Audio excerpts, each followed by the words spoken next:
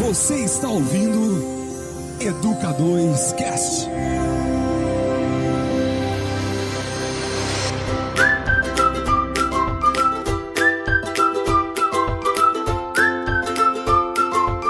Sim, senhoras e senhores, preparem suas massas encefálicas, turbinem seus neurônios e limpem seus ouvidos, pois está no ar Educadores Cast. É com grande orgulho que apresentamos o primeiro programa. Nossa rádio online semanal está aqui para fazer a revolução na internet. Eu sou André Moreira e adoro atividades extras. E eu sou Ferreira Júnior e sempre fui o último a ser escolhido pelos amiguinhos do futebol.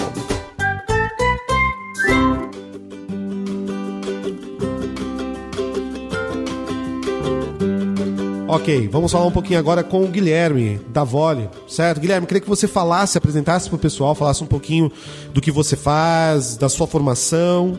Eu sou psicólogo, trabalho na área clínica e na área educacional já há uns 32 anos, atendendo diferentes faixas de idade.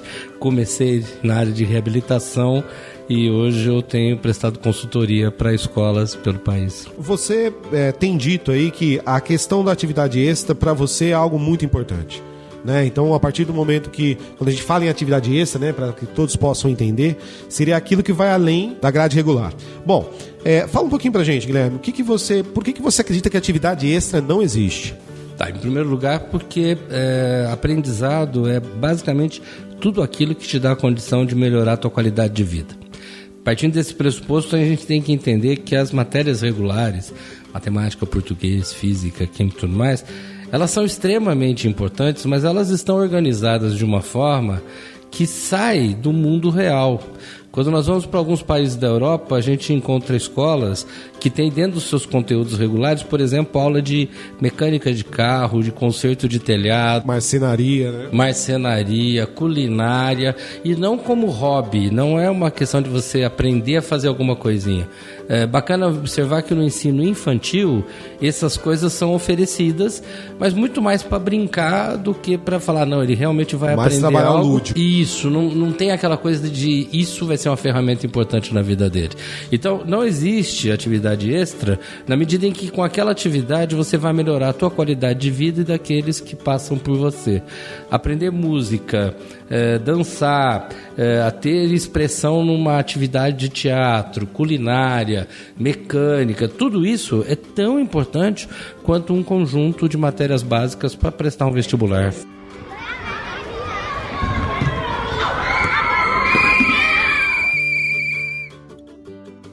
É interessante hoje que a gente vê os colégios se vendendo com aquela frase assim, preparamos para o mercado de trabalho. Isso. Você vê a incoerência aí, você não pode preparar o jovem para o mercado de trabalho, você tem que preparar o jovem para a vida. Isso. Não para o mercado de trabalho. Então você não é só pensar no vestibular. Ah, esse é o colégio que mais aprova no vestibular. Ah, quer dizer, os alunos decoram bem, estão lendo tudo que vai cair, né? E a parte humana, e a parte real, a parte pessoal, a parte de vida. Tem um detalhe aí que é bacana, que é o fato de que quando você fala em mercado de trabalho hoje, o mercado de trabalho já não mais se atém a fazer teste de QI e querer um profissional muito competente para a área A, B ou C. Ele precisa ter um jogo de cintura muito bom dentro da empresa em que ele está. Então, já não se quer mais um mecânico, um engenheiro mecânico, um dentista, um médico super especialista. Ele tem que ser bom no que faz, mas ele tem que agregar outros valores à instituição que ele está inserido. E esses outros valores estão sendo colocados de lado dentro da formação do ensino fundamental e médio. Falar a questão do acompanhamento, né, Guilherme? Então, por exemplo, o acompanhamento da família ele é fundamental, né? Na escolha da escola, não só na escolha da escola, mas no do fora da escola, né, do entender que todas essas habilidades, o desenvolvimento dessas habilidades, o reconhecimento delas, né, ele vai aparecer não somente e principalmente, né, acredito eu, que através do currículo regular. Eu acho que você ter possibilidade de desenvolver essas habilidades fora da escola complementa e traz benefício para a própria escola, para a própria forma de aprendizado daquilo que seria o que todos deveriam aprender, física, química, matemática, certo? Então, hoje, saber, que eu falo sempre para as pessoas, né, você ter um currículo rico de possibilidades, ele agrega muito. E o que o Júnior falou, você correr atrás, né, você preparar para a vida, né? Às vezes você vê que tem aquela situação meio do cachorro quando corre atrás da roda, sabe? Já viu aquela... Então o cachorro, você tá passando na rua, então o cachorro corre atrás da roda. Uau, uau, uau, vai lá, latindo, correndo atrás da roda. Aí de repente você para o carro, o cachorro não sabe o que faz. Eu vejo a situação de vestibular mais ou menos dessa forma. Porque você vê que o cara, ele corre, ele vai, ele prepara, pô, beleza, agora vai lá, valeu. Aí depois você dá um tapinha nas costas do moleque, vai... Aí ele fala, vou pra onde? O que eu faço? Até agora eu fui treinado pra aquilo. Eu só fui treinado pra aquilo. Exato. E há alguns dados interessantes. A Universidade Federal de São Carlos, ela tem uma pesquisa recente, mais ou menos 4, 5 anos, né? Procurando entender por que alguns dos seus melhores alunos não conseguem se destacar dentro das empresas e muitos, inclusive, não conseguem nem se manter nos empregos. E a hora que foi ver que eles são excelentes técnicos nas suas áreas, mas eles não são têm... competentes, né? São muito competentes nas áreas, mas eles não desenvolveram habilidade de negociação, né? A flexibilidade que o mercado necessita, ainda mais hoje. Isso. O ato do criar dentro do trabalho, a criatividade foi sendo podada. Então, você tem hoje um mundo extremamente técnico, por mais que se fale muito em criatividade, mas o mundo é extremamente técnico e as escolas continuam preocupadas em simplesmente manter isso. Quando você fala em família, o problema é que as famílias exigem também que as escolas sejam técnicas. Então, quando você fala assim, nós vamos ter um trabalho em grupo, não sei aonde, o pai já fala, tá matando aula. Quando, na realidade, o trabalho em grupo é uma oportunidade de você aprender a fazer negociações durante o trabalho. Como é que você vai juntar vários engenheiros numa empresa para discutir um problema estrutural de um edifício, se esse pessoal nunca sentou para discutir nada em lugar nenhum? Até porque a responsabilidade é compartilhada nesse projeto. Basicamente, os pais, o que eles estão fazendo? Eles estão encorajando o individualismo do filho. Quer dizer, o filho está cada vez ficando mais individualista e não existe isso no mercado. Quando você está num projeto, você tem que trabalhar com várias áreas, vários setores. Dependendo do lugar que você está trabalhando, são dezenas de pessoas que se relacionam. E eu acho legal falar que, por exemplo, eu sou formado em publicidade e propaganda e durante toda a faculdade existe um foco nisso daí, muito bacana. A gente sempre tinha aula sentado em duplas, todos os trabalhos colocava 4 pessoas, tipo assim, vocês precisam desenvolver uma campanha, juntem-se em grupos de 4 pessoas, definam o que cada um do grupo é responsável, e isso durante a faculdade inteira foi realizado com muito enfoque, muito detalhe. E é muito importante, porque você realmente sai da faculdade preparado para trabalhar em time, preparado para estabelecer o que eu posso fazer dentro de um time. E a gente não vê isso no colégio, deveria ver.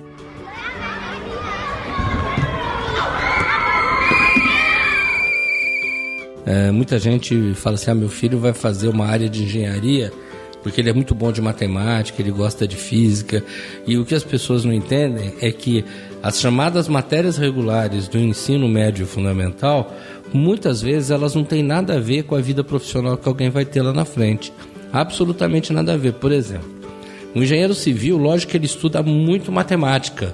Por outro lado, quando ele se forma e ele vai para uma empresa para ser engenheiro, hoje o uso da matemática é extremamente menor, até porque os equipamentos de informática resolvem as questões de cálculo, e o trabalho dele é um trabalho de gestão de pessoas. Ele muito mais comanda equipes, ele redistribui equipes, ele trabalha com conceito de logística, quando é uma construtora de um porte maior. Então, ele trabalha com valores que são muito mais próximos da sociologia do que da matemática. Por isso que é interessante observar o quanto que as matérias se amarram. A gente ainda tem uma discussão muito vaga sobre a prova do Enem, as pessoas fazendo comentários loucos, fazendo muita crítica, existem visões muito distorcidas, mas o Enem ele tem um dado que para mim é fundamental. Quando ele surgiu, ele já surgiu dizendo que as matérias, as perguntas das provas não seriam divididas em matemática, física, química, não, é tudo meio misturado, porque na vida as coisas são misturadas, né? Não tem como você chegar e falar, eu tô cheio de problema, então me dá um. A gente resolve um, depois o 2, depois o 3, não, porque tá tudo junto, né? Para mim poder resolver um problema, eu preciso ir resolvendo o outro, isso na minha vida pessoal. Na vida do trabalho a coisa acontece da mesma forma, né? E você vai estar sempre precisando ampliar o processo. Então, é fundamental entender que as atividades extras, que são chamadas de extras, elas são tão importantes quanto as outras. O tempo dedicado a elas deveria ser basicamente o mesmo que se dedica àquelas que são as chamadas padrões para passar na prova X, na prova do bendito vestibular.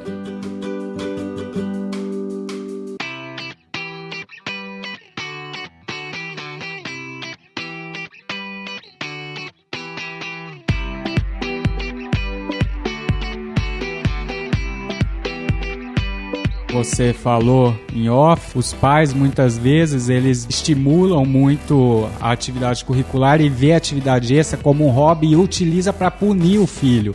Por exemplo, o filho não está indo bem em matemática, em biologia, ele vai lá e corta o futebol do filho, da atividade extra. Você não vai no futebol, você não vai no balé, você não vai no judô. Isso. E que é um erro brutal, né? Como é que você tira de alguém algo onde essa pessoa está desenvolvendo e melhorando o seu desempenho, né? Simplesmente porque ele foi mal em outra coisa ou porque ele não gosta da outra coisa, né? É interessante observar que ninguém é obrigado a gostar de cozinhar. A gente precisa saber um pouquinho até para sobreviver. O dia que estiver sozinho, vai lá e frita ovo, faz alguma coisa. Então é o mínimo, você tem que saber.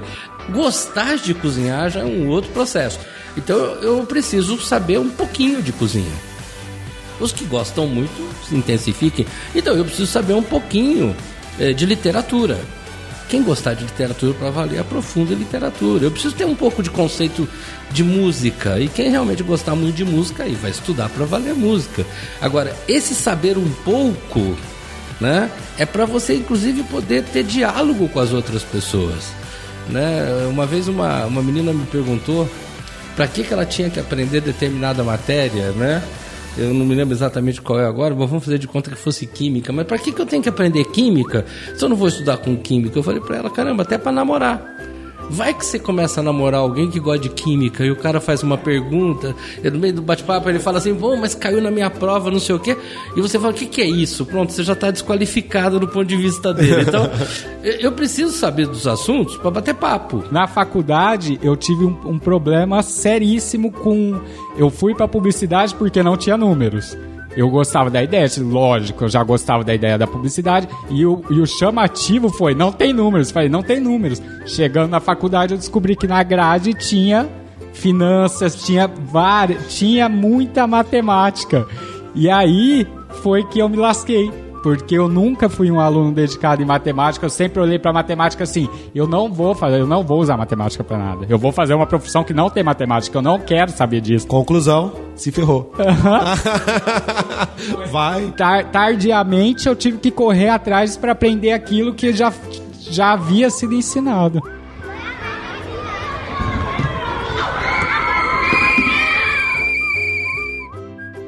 Nós pensamos, diante de tudo isso, né, a gente analisa e vê a questão do trabalho, né, do quanto que a atividade extra ela proporciona o conhecer o outro, desenvolvimento de habilidades, como nós já falamos, e o lidar com o outro, né? Então, por exemplo, você vai fazer um balé, você vai fazer um judô, vai fazer uma atividade... Arte marcial, principalmente. Você aprende, né, que as coisas vão além, você tem regras, você tem disciplinas, então você às vezes cobra do aluno uma questão relacionada à disciplina dentro da sala de aula, mas você não percebe às vezes que essa disciplina ela pode vir de outros locais, né? Esse enquadrar. Quando eu falo disciplina, não disciplina no sentido de faça isso, seja assim, não, mas no sentido de saber respeitar algumas regras básicas de convivência. Sim, ética, claro. A ética do comportamento, a ética. E aí, assim, Guilherme, uma coisa que às vezes a gente percebe é a questão dos trabalhos em grupo, por exemplo. Quando a gente fala trabalho em grupo dentro da escola.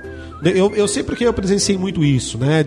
Dos pais, às vezes até os próprios professores, né? Às vezes chegaram e falam assim, não, peraí, esse trabalho em grupo, não, trabalho em grupo eu não vou dar mais, que dá sempre problema com aquele grupo, sempre dá problema daquela forma.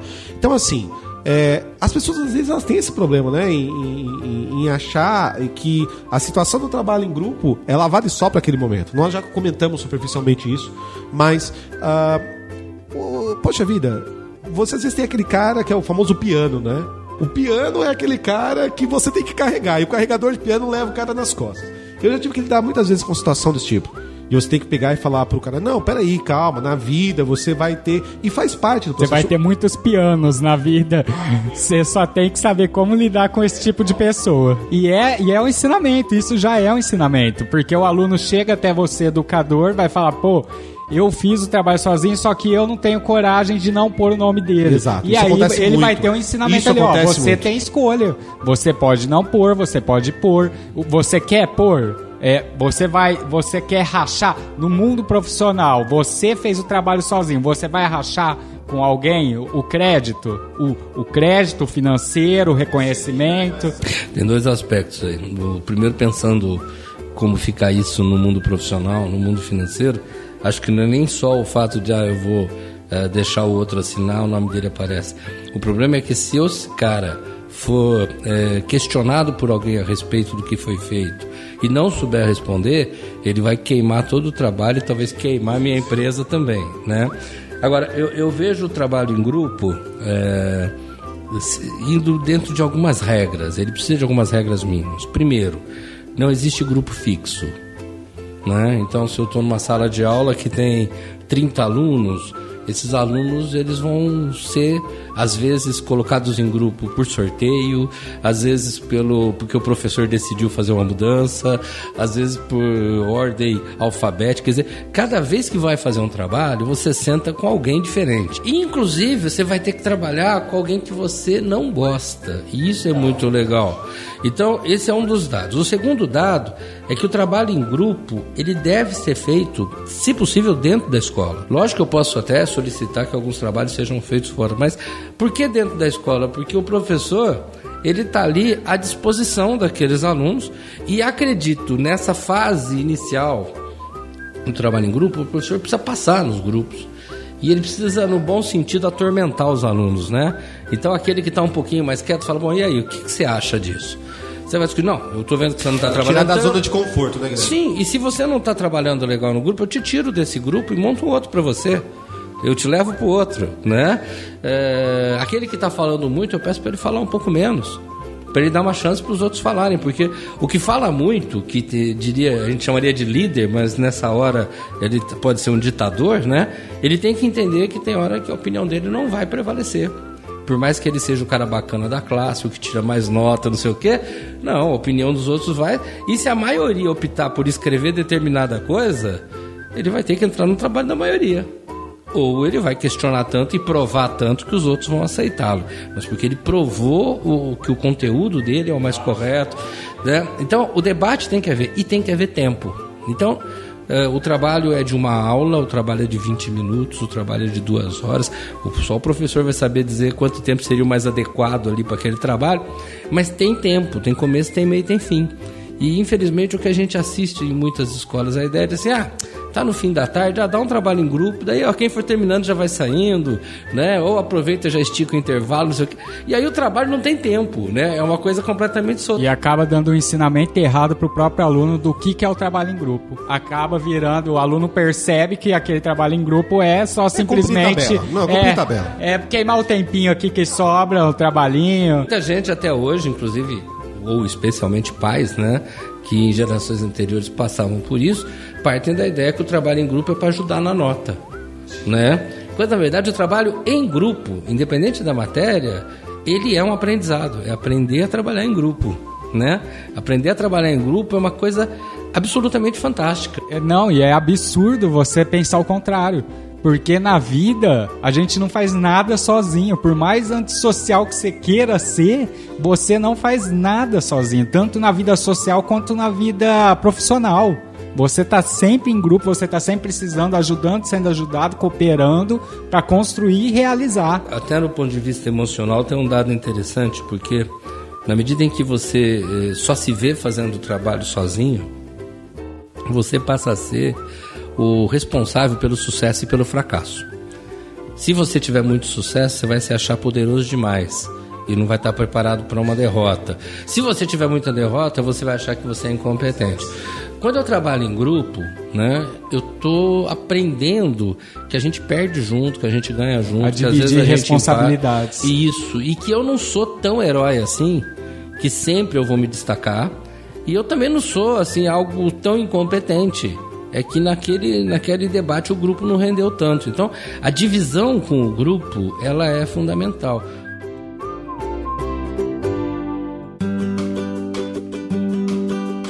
No estado de São Paulo, a gente está com uma média de 1,1 filho por família.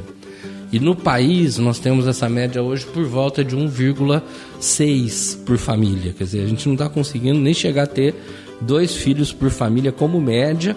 E observe que nós temos muitas famílias aí com 5, 6, 7 filhos. Quer dizer, a quantidade de gente com um filho só é cada vez maior. Ou sem filhos. E aí o que está acontecendo? Esse menino ou essa menina, eles têm que virar uma espécie de super-herói do pai e da mãe. Ele tem que ser um sucesso, ele tem a obrigação de ser um sucesso, porque ele está herdando dinheiro, ele está herdando cultura, ele está herdando história, ele leva um sobrenome. E o que nós estamos vendo são crianças cada vez muito mais inseguras, com muito mais medo de errar, muito mais individualistas, com medo tremendo de conviver, vamos colocar assim, em situações que não estejam sob controle. De frustrar. Exatamente. E aí como é que fica o mercado de trabalho de uma década para frente, né?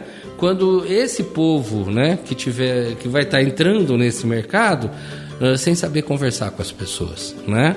Eu tenho visto estudantes, quando a gente vai falar sobre perfil pessoal para trabalhar, falando muito de trabalhar em casa, né? Fazer o esquema de home office. Home office é uma coisa interessante para algumas empresas, porque ela economiza no aluguel de um prédio, ela economiza numa série de coisas assim. Mas para a pessoa que trabalhar sozinho é uma maneira dela ir se deslocando do mundo. Ela vai virar uma ferramenta. E as ferramentas são muito mais descartáveis que as pessoas. Nós temos que pensar nisso.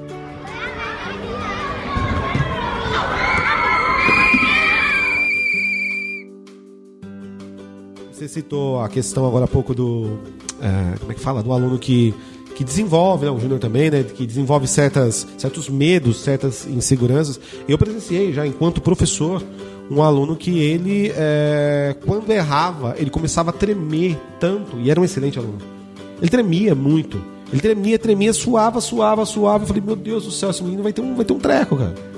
Certo? É o peso, obviamente, é o peso do erro. Da responsabilidade e você que ele colocou sobre si por conta do comportamento provavelmente familiar e da falta de instrução. Você conversava com os pais e os pais eram exatamente iguais. E a cobrança, por que você errou isso? Então o menino errava, ele tirava 9,5, era o caos. Tinha que ser encontrado no professor algum tipo de justificativa pelo erro do filho, uma vez que o filho era perfeito. Então, assim, era uma situação que para você lidar...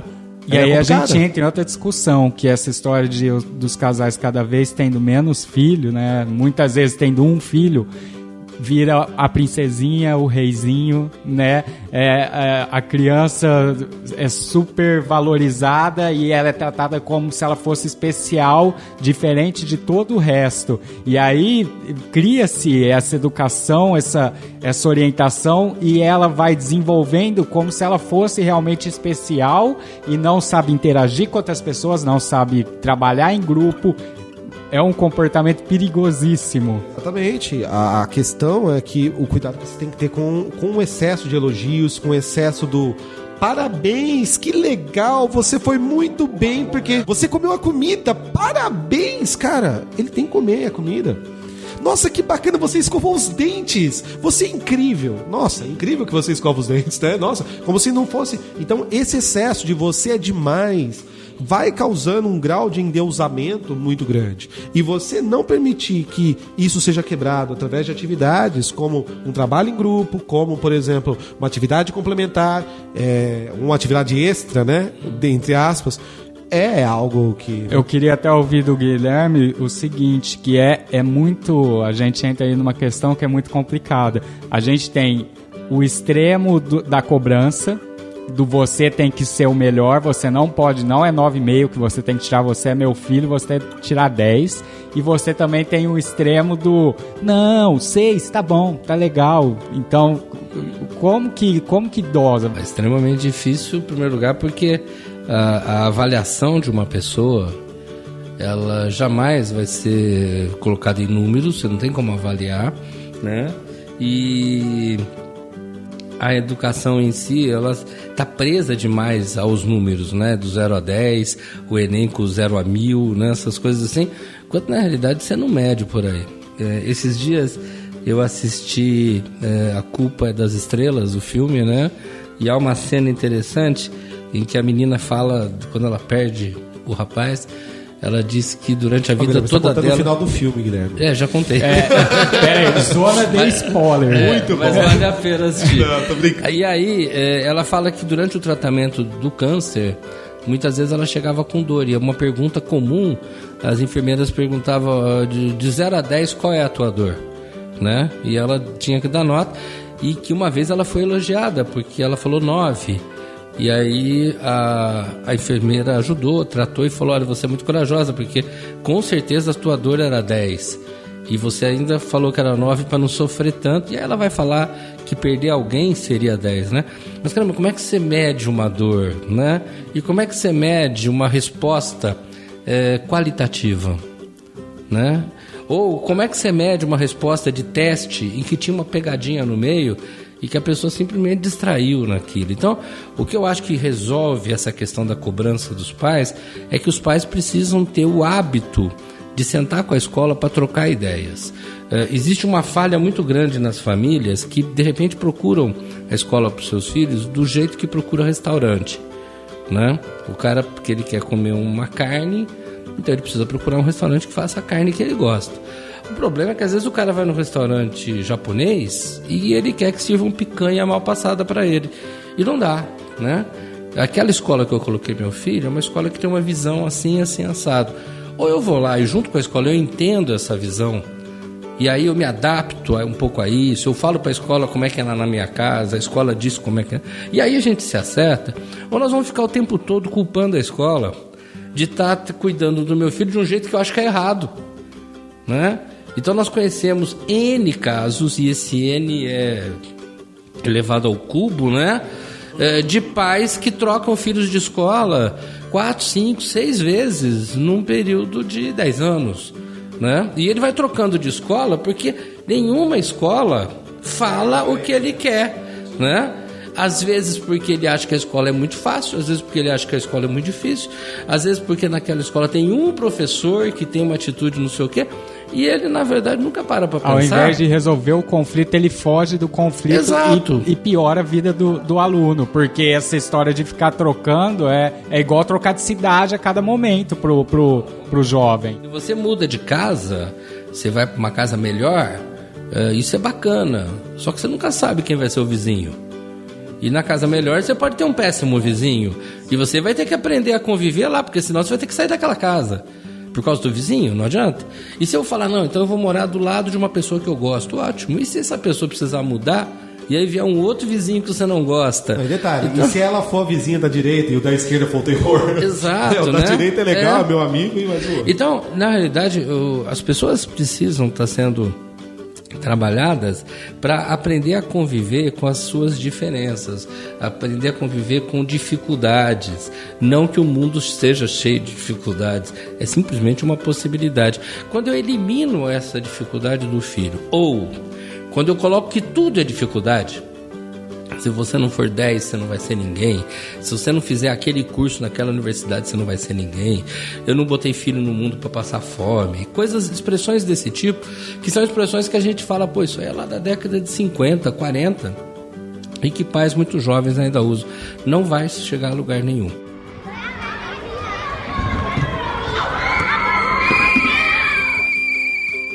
Existem casais que, na minha opinião, exagerando bastante, mas dizendo o que eu sinto, não podiam ter filhos, porque eles não estão preparados para conviver com diferenças, e você ter um filho, é de cara você ter alguém que não é igual a você.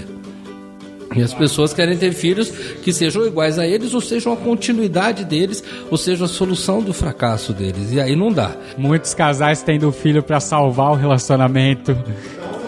Eu e o André, inclusive, esses dias discutimos isso, que existem pais que não deveriam ter filhos e existem educadores que jamais deveriam ter optado por ser educador. Não, isso não tem dúvida, sem dúvida não nenhuma. Não só isso, né? Mas também o cara que nunca deveria ter sido engenheiro, médico, e todas as profissões. Todas as profissões. Então, assim, essa busca, né, no outro, e retoma a questão, a gente tá tudo ligado em relação à questão do trabalho em grupo, da necessidade de você reconhecer no outro não uma extensão de você, certo? Mas alguém que te complementa, ou alguém que de alguma forma pode até ser parecido com você, para que você também não se frustre, para que você não se ache o máximo, para que você, sabe? Então, todos esses pontos... E a grande questão que você vê é o trabalho, é o que se fala muito e se faz pouco, os pais principalmente.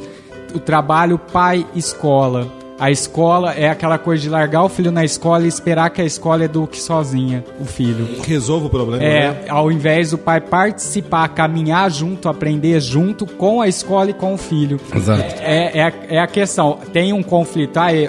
Um professor eu não bato com o professor do meu filho, então eu vou tirar ele da escola. Não. Eu vou na escola conversar, resolver, tentar entender, conversar com o professor, ter a visão, ter os dois lados, ver se às vezes é o meu filho que está errado, às vezes é meu filho e eu tô falando que não é meu filho, é a escola, é o professor. Ver a visão, conversar e tentar resolver. Ou até preparar esse filho para o filho conversar com o professor. Isso. Quer dizer, existe uma série de questões. O que eu acho que os pais têm que entender é que, apesar da lógica das escolas, porque em esquemas de horário não dá para toda hora estar todo mundo conversando com todo mundo, então as escolas têm lá suas reuniões de pais e mestres e tudo mais, mas no fundo qualquer escola está aberta para receber qualquer pai a hora que ele quiser, passar lá, marcar uma horinha, conversar, porque essa troca é positiva para os dois lados, né? E nessa troca a gente poder entender que nós não estamos descobrindo o melhor caminho para o filho, nós estamos descobrindo a melhor forma de trabalhar com essa pessoa hoje. E a partir daí, dar ferramentas para que essa pessoa resolva seus problemas no futuro. Então, não é assim, não, eu vou ficar com meu filho assim, na escola tal, porque daí o futuro está garantido. Não existe um futuro garantido. Existe um futuro em que, se você tiver mais instrumentos e não tiver medo de usar os instrumentos, facilita a tua vida. Você vai ter mais chance de resolver as coisas lá na frente. Se você tiver poucos instrumentos, ou até tiver os instrumentos de forma clara, mas não tiver coragem no uso deles, você não vai chegar a lugar nenhum. Então eu preciso saber a matéria e ter coragem de usar esses conteúdos lá na frente. Aquela questão, a gente vê famílias muito ricas, que o filho estuda em outro país, em um lugar super conceituado e coisa e tal, e de repente o filho não tem um pingo de caráter, o filho é uma pessoa que provoca um crime, sabe? Então você percebe que a escola não vai trabalhar sozinha.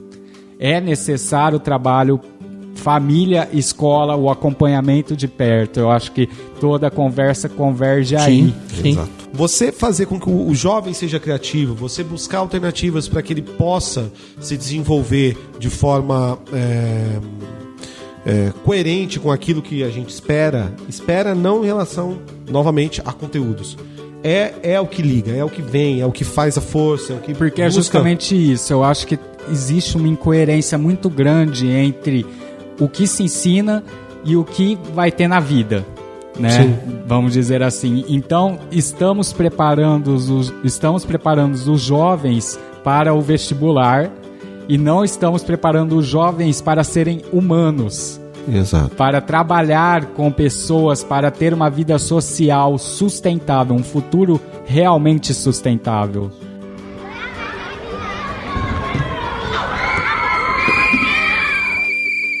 Eu sou fã da antiga escola rural, antiga 40, 50 anos atrás. A escola rural, ela tinha, na maioria das vezes... Multisseriada, uma sala ou duas salas em que o professor chegava a dar aula para 4 turmas de anos diferentes na mesma sala. Ele dividia a lousa em 4 pedaços e ali tinha desde jovens começando a alfabetização até jovens terminando o chamado 4º ano do grupo. Eu já presenciei isso. Já assisti essa aula já. E eu presencio ainda. No interior do Nordeste, você ainda encontra esse tipo de situação, tá? Ali em algumas cidades do interior da Bahia, isso fica muito nítido. Bom, o que acontecia lá, né? Você dava ao jovem o conhecimento necessário dentro do mundo dele. O mundo dele era a zona rural. Então ele aprendia com o pai, com as pessoas, ele aprendia a andar a cavalo, a cuidar do gado, a cuidar da plantação, a cozinhar, a limpar o terreiro, a jogar bola, a cantar, fazer as coisas dali. E ele ia para essa escola, que normalmente durava aí 3 horas e meia, 4 horas, e ele assistia a aula dele. E em paralelo ele já ia meio que assistindo a aula dos outros, né? Porque ele estava dentro do grupo. Então, caramba, ele tinha um mundo de informações extremamente grande e eu diria que quase tudo sendo transformado em coisa útil e prática imediatamente. Então a aula que ele assistiu ontem já ajudava ele a fazer uma conta em casa a respeito de uma compra que a mãe vai ter que fazer em tal lugar. Então tudo acontecia. O mundo era pequenininho, né? No sentido...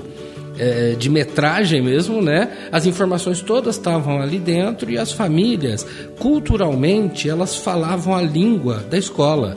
O legal é que essa professora, ela saía da cidade, às vezes distâncias muito grandes, para dar aula naquele local, mas ela não levava a cultura da cidade para lá, ela ia lá e se inseria na cultura daquele local. Então você tinha ali um processo que me parece muito mais interessante de educação, que é você aprendendo, praticando, sendo feliz com aquilo que você aprende. É 100% útil, né? Quando a gente vem para o mundo atual, que a gente tem um volume de informação monstruoso, aumentando numa velocidade muito grande, por um lado é bom, né? O Aristóteles, 384 anos antes de Cristo, ele falava que a função do conhecimento é levar o homem a vencer os seus medos. Hoje nós temos conhecimento que não acaba mais, então a gente não podia mais ter medo, né? Só que hoje nós temos muito mais medo do que antes, porque na verdade a gente tem um volume de conhecimento tão grande que a gente acaba não conhecendo esse conhecimento. A gente só passa por cima dele assim, dá uma pincelada, você assiste 700 notícias de televisão, recebe aula de 500 coisas, tem 300 milhões de sites para olhar, e aí você acaba se perdendo. E o que está acontecendo? É que a todo momento está se querendo o algo novo. A todo momento eu preciso do algo novo. E não se colocou o velho em prática ainda. Não se praticou nada. Então, quando você fala assim, bom, mas o que a escola vai fazer dentro do ambiente dela, junto com as famílias, junto com os alunos, para que a gente consiga ter um objetivo? Olha, acho que a escola precisa traçar quais são os planos dela. Se o plano for, a nossa escola prepara aluno para passar no vestibular, tá bom, que ela declare isso. Mas que ela coloque lá, assim, nossa escola só prepara aluno para isso. Se alguém quiser isso, vá lá. Pessoalmente não seria onde eu iria, né? Não, a minha escola, ela vai dar toda a base que é formal, né? Porque se eu não tiver as matérias tradicionais, a própria diretoria de ensino não vai me permitir trabalhar todas. Mas nós estamos muito preocupados em desenvolver artes, né? Tá, existem escolas assim. Outras vão além da arte. Falam assim, não, nós estamos preocupados em oferecer um mundo de criação, um mundo onde ele possa vivenciar situações novas. Só que para isso eu preciso que a família participe de algumas coisas. Então eu preciso que os pais venham dentro da escola para conversar com os alunos em alguns momentos. Então, o pai que trabalha numa profissão vem aqui e bate um papo com os alunos. Mas não estou falando de vestibular, não. Bate papo com o aluno do primeiro, segundo ano do fundamental, né? Fala, eu sou um cara, eu sou da engenharia, eu construo casas, né? Como é que constrói uma casa? Pô, faz assim, assim, assim. E todas as informações chegarem perto. Porque eles têm um excesso de informação desconectada. Quando eu começo a olhar e falo, pô, mas que legal, né? Então eu posso ser um cara que vai tocar violão, eu vou dançar numa roda assim, eu jogo basquete, eu posso construir casa que nem o pai do meu amigo fulano de tal. Além disso, eu tenho meu pai que tem uma lojinha assim, eu também ajudo meu pai na loja. Pô, eu faço um monte de coisas.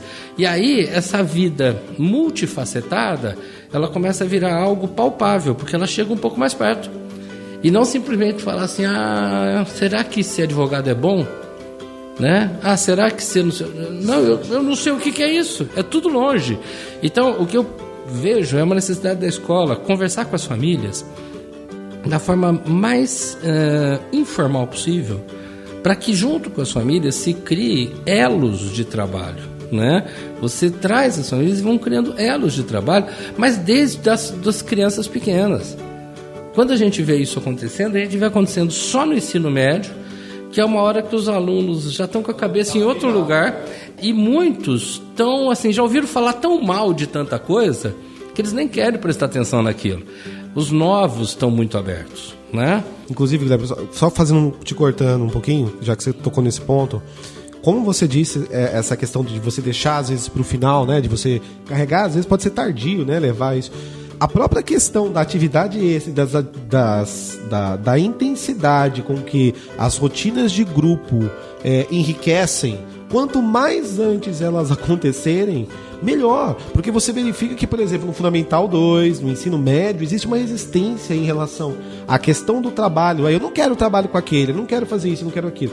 Então, assim, você fazer essa divulgação, você fazer esse trabalho com uma antecedência muito grande, vai poder realmente caminhar em relação ao que você está falando, né? E aí, questões de ética, de moral... É muito mais fácil você moldar a partir da criança. Sim, você não tem a dúvida. E eu só vou tirar a palavra moldar, porque na verdade seria você dar ferramentas. Dar as ferramentas para que elas caminhem, elas vão se moldando, né?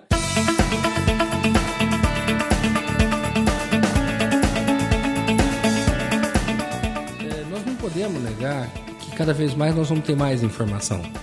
O que nós precisamos é de pessoas cada vez mais lúcidas para filtrar a informação. Não adianta eu receber 1 milhão de informação e falar, eu já assisti todos os jornais da TV hoje. Não adianta, eu preciso saber o que está dito. Eu vi tudo. Se alguém perguntar alguma coisa, falar, não, eu vi a respeito. Quais são os que mais interessaram para mim? Agora eu vou trabalhar em cima desses, né? Porque não vai dar para minha cabeça eu trabalhar todas as informações ao mesmo tempo. Mas nesse momento da minha vida eu estou mais preocupado com essas coisas, depois com aquela. Mas eu estou sabendo que o mundo está andando. Eu estou sabendo que tem coisa acontecendo. Eu estou sabendo que não é porque eu estou, pensando mais velho, fazendo a faculdade X, que eu não posso fazer uma outra também, né? Já foi o tempo que você era escravo do seu diploma, né? Você formou em tal profissão, então agora o resto da vida você vai ter que se aguentar. Eu sou químico, tá? Então, tá vendo? Mudou. Né? Não, caramba, o meu diploma é uma ferramenta a mais. Né? O conceito de faculdade, quando a gente volta lá alguns séculos, não era para você ter uma profissão, era só para você aprender. Você sabe, Guilherme, que um amigo meu, ele falava o seguinte, eu me lembro muito bem.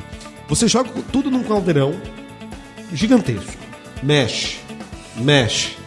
O que você vai usar muitas vezes para você executar suas funções é o cheiro. Sim, que é a sensação. Boa, muito boa. É o cheiro. Então, é a sensação de você poder fazer aquilo. É o cara que você deu o exemplo muito bem, que se formou em engenharia civil e ele comanda a parte de gestão de pessoas. Isso é incrível. Então, nós estamos, sim, sujeitos a adaptações, a novos formatos, novas realidades e lidar com essa, saber curar essa informação. Nós viemos falando, né, no caminho para cá, dei um exemplo para ele da questão de como funciona o Flipboard, por exemplo, né? Que você é um curador, né? Hoje é uma coisa que está muito na moda, a palavra curadoria, né? Curador de conteúdo. O que o curador faz? Exatamente isso que você falou. Ele faz o quê? Ele pega, ó, isso aqui é legal, tem 500 coisas legais. É muito legal. Mas peraí, cara, não é tão legal assim. Deixa eu filtrar aqui 1, 2, 3, 4, 5 e eu te ofereço, leitor, certo? A possibilidade de ler o que eu achei mais legal das coisas legais que existem. Resumindo, você filtra a informação e você conduz isso de uma forma muito mais tranquila, porque o volume de informações é muito grande.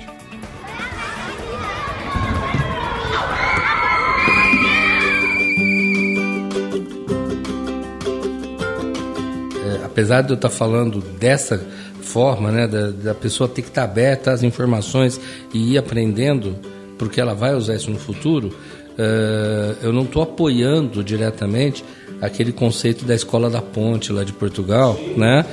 Que é uma ideia interessante, mas que é uma espécie de um laboratório, né? Quer dizer, joga todo mundo no lugar e vê como é que é. Não é isso não. O que nós estamos falando é de uma condição real, em que você tem metodologia, você tem conteúdo, você tem tudo, só que você tem espaço para mais coisas acontecer. E se a gente parar para pensar nos dias de hoje, o tempo que se fica olhando para um celular, o tempo que se fica olhando para um computador sem saber o que está procurando, né? Só assim, olhando porque vai aparecer alguma coisa, é um tempo de alta produção que está se perdendo, né? Pessoalmente, inclusive, eu considero fundamental que as escolas desliguem os equipamentos tecnológicos durante a aula, quer dizer, as escolas, o aluno, né? Por quê? Porque nessa aula nós estamos prestando atenção em tal coisa, tá? Pô, mas isso aí é antiquado, tem que usar o equipamento. Não, tem que usar. Se for necessário. Sim, mas aí tem outro momento. Ó, agora todo mundo liga o celular e faz uma pesquisa sobre tal coisa, tá bom? Agora vocês estão livres, o horário tal tá livre, fala o que você quiser. Por quê? Porque eu utilizar com a instrução do professor. É mais uma ferramenta de conhecimento, isso, né? Então é bacana você ter à disposição toda a tecnologia, mas principalmente saber que ela não é para ser usada o tempo todo. É muito bacana eu ter um carro que anda até 300 por hora, mas eu tenho que saber que a estrada é 110, 120, tá? Aquele 300 ou é para uma condição muito especial em que eu vou para uma pista poder correr, né? Ou numa ultrapassagem que eu quase vou bater em alguém que se eu pisar ele vai me salvar daquele momento. Então é legal entender essa divisão, né? De que eu tenho muito. Agora, a grande sacada é saber filtrar esse muito que eu tenho. A partir daí, eu filtrei, agora eu uso. Então, eu posso ter e devo ter os melhores conhecimentos, as melhores informações, os melhores debates, e agora eu preciso colocar em prática isso. E o que está acontecendo é que, dentro das universidades, nós estamos com alunos nitidamente mais frágeis do que a gente tinha há pouco tempo atrás, alunos que têm conhecimento, mas não sabem o que fazer com isso, alunos que tiveram oportunidade de aprender, inclusive, a se relacionar, mas que não se relacionam, né? E aí nós estamos, então, fazendo com que haja um retrocesso em algumas conquistas que a história já havia nos dado.